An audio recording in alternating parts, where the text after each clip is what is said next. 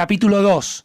El último secreto de Malvinas. Marcelo Larraqui, historiador y autor de La Guerra Invisible. Lo que yo quiero contar en este libro, más allá de la anécdota posterior, es la importancia que tuvo el continente como en la estrategia bélica para Gran Bretaña. Es decir, si Gran Bretaña no eliminaba a la Fuerza Aérea Argentina y a la aviación naval, no podía desembarcar.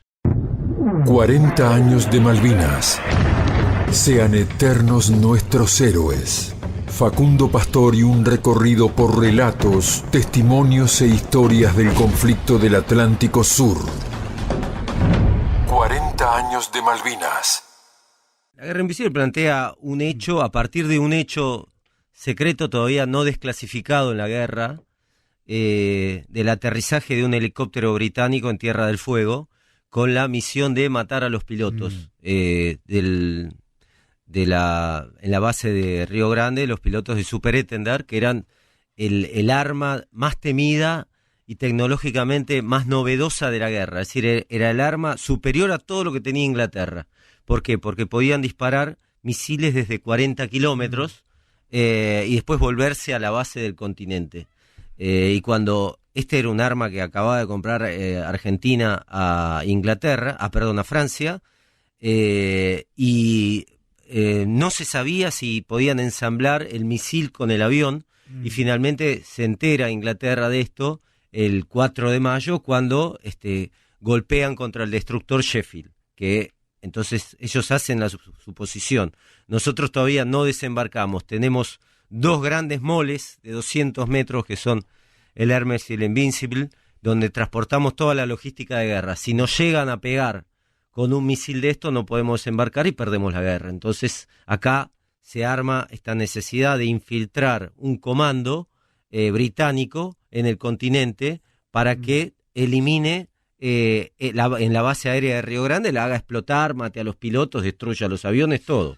Comunica que en el día de la fecha, a las 14:30 aproximadamente, aviones Super Étendard de la Armada, equipados con proyectiles Exocet y A4C de la Fuerza Aérea Argentina con bombas, atacaron el núcleo de la flota inglesa, produciéndole daños que están en proceso de evaluación. Fue un impacto y la posibilidad de un cambio, fue un cambio estratégico en la guerra. Estos misiles que la guerra había empezado el 1 y todavía no habían salido al combate, porque ellos, los aviones necesitaban una ubicación muy precisa, no era que salían a la caza y a la pesca a ver dónde estaba el enemigo. De hecho, disparaban desde 30 kilómetros y el piloto no sabía si impactaba o no, si disparaba y se iba. Por eso se enteraban ellos directamente por las informaciones británicas si la operación había sido exitosa. Lo que yo cuento en el libro un poco es cómo Inglaterra entiende que para desembarcar y para ganar la guerra necesita eliminar la amenaza aérea y la amenaza naval, obviamente. La amenaza naval la logra disuadiendo todo lo que es la Armada Argentina con el impacto sobre Belgrano. Claro. Eso es para decir, bueno, acá no va a haber... Eso fue un punto de inflexión. Porque además se estaba saliendo de la zona de exclusión, pero lo que entiende Inglaterra es que después de 36 horas de seguimiento, que si impactan y producen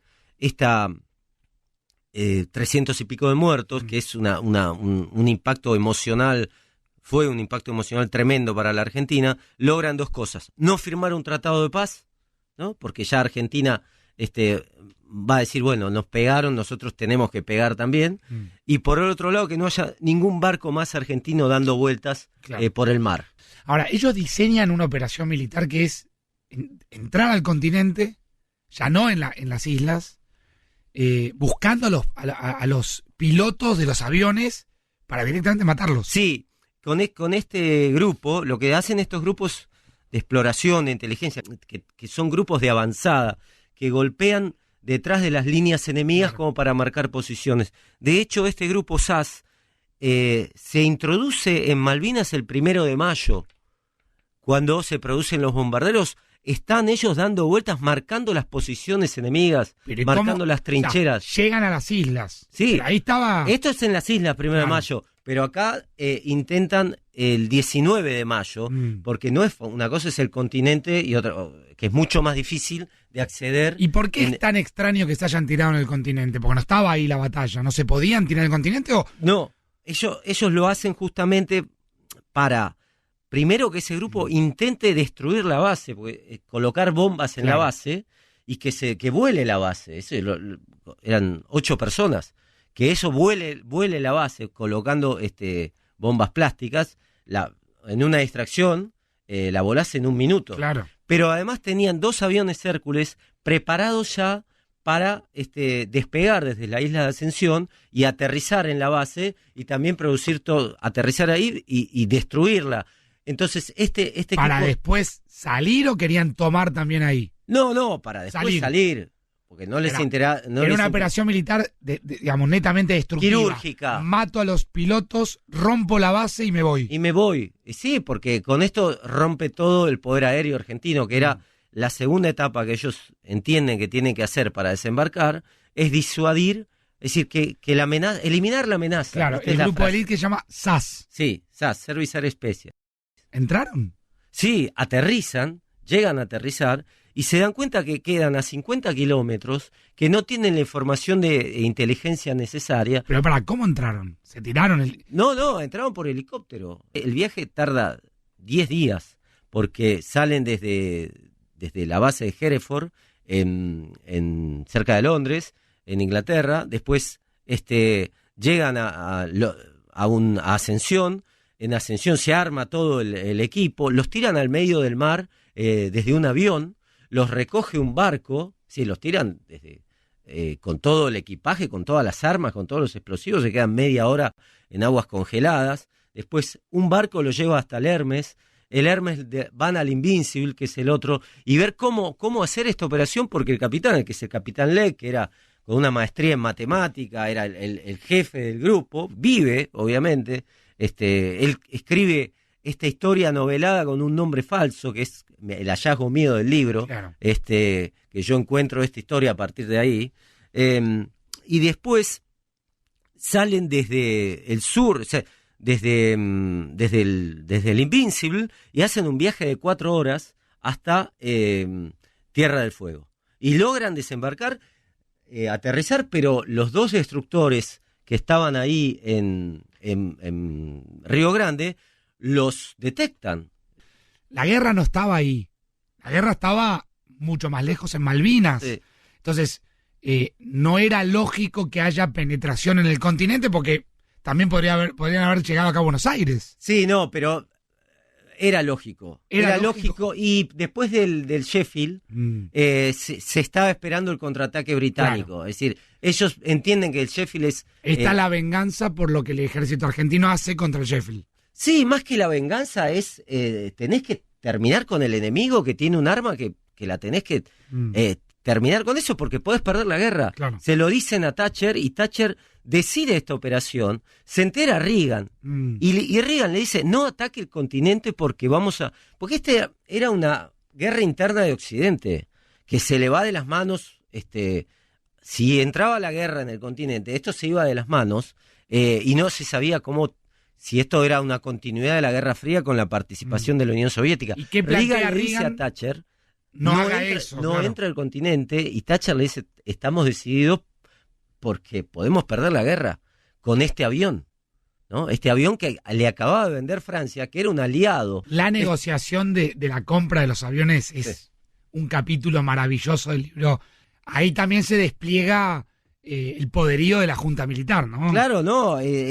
La Junta Militar compra este avión con mucho resquemor por parte de Inglaterra, porque dicen, bueno, ojo con este avión, ¿qué es lo que vas a hacer? ¿no? Claro. Y finalmente Francia este avión... le vende a Argentina el avión, pero no le vende el manual, algo así. No le vende el ensamble todavía, no lo podían ensamblar. Va entrando por etapas, y cuando llega la etapa de ensamblar el misil, se lanza la guerra. Entonces Argentina la misión no llega a eso, claro. No, claro, la misión que tenía que llegar el 8 de abril a la base Spora, la misión francesa, a ensamblar el avión. Obviamente no llega, y yo cuento los 10 días de desesperación que tienen los técnicos argentinos para ver cómo pueden ensamblar el avión. ¿Cómo logran ensamblar el avión con el misil? Con una operación de inteligencia que hacen en Francia, que consiguen los coeficientes. Cuando los dos pilotos argentinos el 4 de mayo disparan los dos misiles, ellos no saben si funciona, si el misil se va a caer al mar o va a impactar sobre el blanco enemigo. Ahora, vuelvo al helicóptero, a la tropa de élite, grupo SAS. Sí. El helicóptero se posa sobre territorio argentino, bajan los soldados, son 8. Son 8, bajan, y entonces empieza una discusión ahí. Que el capitán... ¿Dónde se tiran, Marcelo? ¿En Tierra del Fuego? En Tierra del Fuego, a 50 kilómetros al norte, en una estancia llama La Sarita. Paran ahí, hay una discusión interna. Pero ¿entran a caminar por el campo? No. Aterrizan. Uno baja y dice, bueno, arranquemos, ¿no?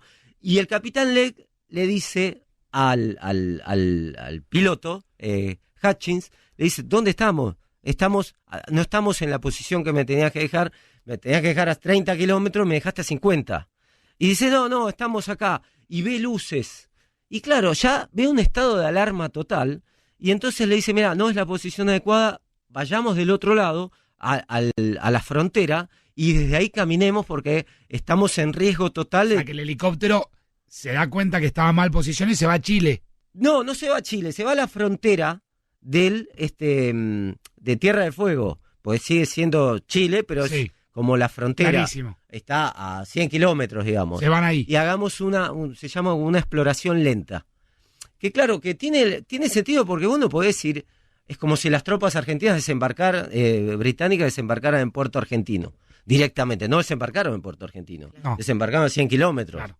Y cuando van, los detecta un radar argentino y están esperando un misilazo, ¿no? Contra el helicóptero. Entonces dice, bueno, dejanos en Chile y nosotros venimos caminando. Y la historia ¿Y a cuánto los dejan? Los dejan ahí a 50 kilómetros más, ya en el lado chileno, pero es muy cerca de Y ahí Río Grande. emprenden la expedición para tratar de llegar hasta la base, matar a los pilotos. Exactamente. Caminan. Caminan, claro, están 7 días caminando, pero claro, ya con un enfermo, ya pierden la comunicación de las baterías de la comunicación satelital, no saben bien dónde están. El mapa en esa etapa obviamente no tenían los mismos datos de inteligencia que existen ahora, claro, porque no tenían previsto. Sí, no se puede geolocalizar como hoy te Claro, tenían un archivo, en Cambridge había un mapa del sur de 1942, pero ellos tienen que saber por dónde corre el viento de la base, cómo pueden aterrizar los aviones, cómo entrar, y no tenían nada de eso. Claro. Llega un momento que llegan, consiguen la comunicación con Londres y dicen, bueno, ya era el 1 de junio, ya había pasado una semana. Y en esos 7 días de caminata, ¿los ve alguien? Se esconden, caminan de noche y de día se esconden en bosques para que no ser advertidos, hasta que dicen, se quedan sin comida. Y dicen, bueno, tenemos que buscar algún tipo de comunicación con Londres, y Londres, ¿por qué Londres no les da atención, digamos? Porque dicen, estos tipos cayeron y son de parte del enemigo. Entonces les empiezan a hacer preguntas de inteligencia para ver quién... O sea, en Londres, como no se reportaban... Londres lo toma como una patrulla perdida. Estos ya fueron, esta historia terminó. Y entonces ellos logran convencer a Londres de que les manden auxilio, y bueno, y entonces como no tienen comunicación, van a un pueblo, hacen dedo, se visten de civiles con campera de cordero, hacen dedo. Hacen dedo por las rutas argentinas. No, en la ruta, ya del lado chileno de Tierra del Fuego, claro, hacen dedo, y van a un poblado, hablan por teléfono con el consulado. En un momento van como una especie de pub o de Claro, van y que encuentran ahí a otros tipos del SAS que también se querían infiltrar por la frontera, y le dicen, sí, ustedes los teníamos que ir a rescatar, pero no fuimos. Los dábamos por muertos. Claro, no fuimos porque ya no interesaban y qué sé yo. porque habían dicho, te espero en este puente, iban todos los días al puente a encontrarse con gente del SAS y no había nadie, estuvieron escondidos y entonces dicen, bueno, los vamos a esconder en este pueblo, no pueden estar acá porque estamos en guerra, y los mandan a Santiago de Chile y dicen, bueno, ahora van a volver ustedes a la base, pero desde la isla de Ascensión lo van a hacer bien. Pero claro, en ese momento ya era el 8 de junio y ya el tema no definía nada.